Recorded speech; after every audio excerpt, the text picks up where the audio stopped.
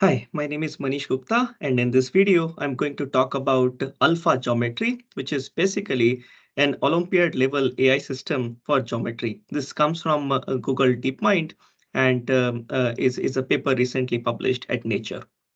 Okay, so what does AlphaGeometry do and how does it work, right? So essentially, it's a large language model that sort of solves complex geometry problems at a level approaching a human Olympiad gold medalist. Yes, remember how difficult geometry was in school? And now think about the International Maths Olympiad, where the best of the people across the entire world essentially participate in solving complex Olympiad geometry problems. So now the interesting part is that on such set of problems, on such set of 30 problems, if you compare, the gold medalist guy who was able to solve about 25.9 problems, Alpha Geometry was able to solve 25 of those, where the previous state of the art, the best automated system could only solve 10 problems. So this is possible because Alpha Geometry basically combines the power of a large language model with a rule-based symbolic deduction engine. So you could think about the large language model as a fast system and this symbolic rule-based engine as a slow system, combining the slow and fast thinking together like we humans do. Right. So this is a symbolic deduction engine, in fact, can do the deductive database kind of reasoning plus the algebraic reasoning that is required to be able to solve these problems. Now, these geometry problems are based on, as we all know, geometry, right? Geometry problems are based on diagrams that need new geometric constructs to be added before they can be actually solved. For example, points, lines, or circles.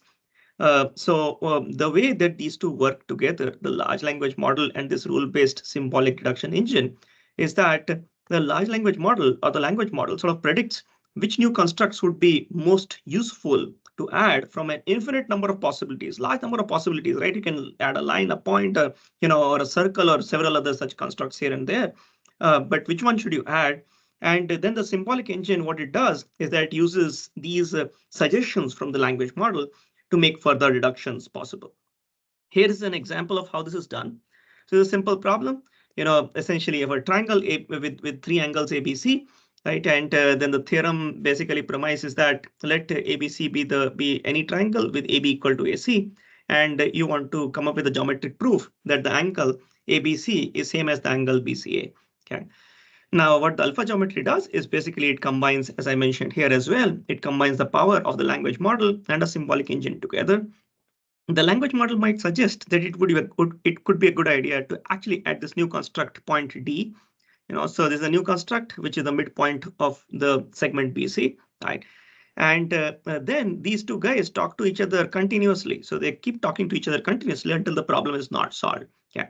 So once the problem is solved, essentially, the system outputs the final solution to the user. Okay. Here is another example. There's a more complex problem. This is the International Maths Olympiad problem from the 2015 set. So and as you see, it basically this problem actually requires about 109 steps to solve.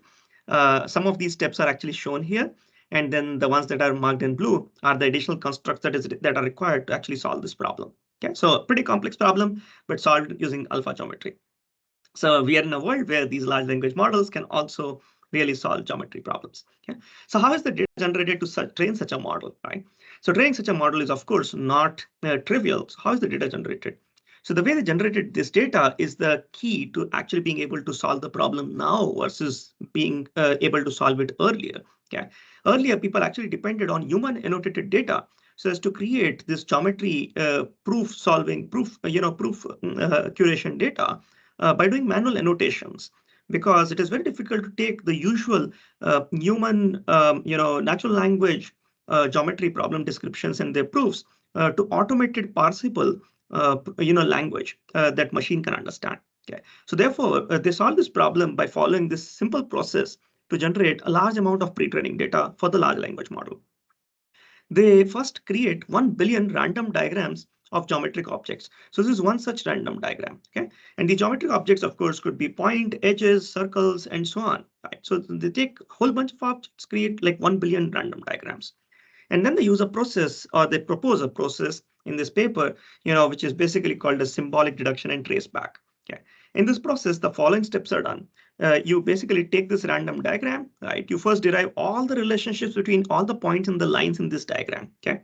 So every point and lines and so on, every construct that you see here, you sort of draw relationships or compute relationships between them. Then you find all proofs contained in each diagram using your symbolic deduction engine. So these are basically some steps that you can construct.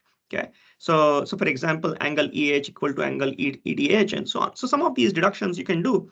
Of course, you can build on top of deductions. So you can come up with some first level deductions, second level deductions, and so on using your symbolic deduction engine.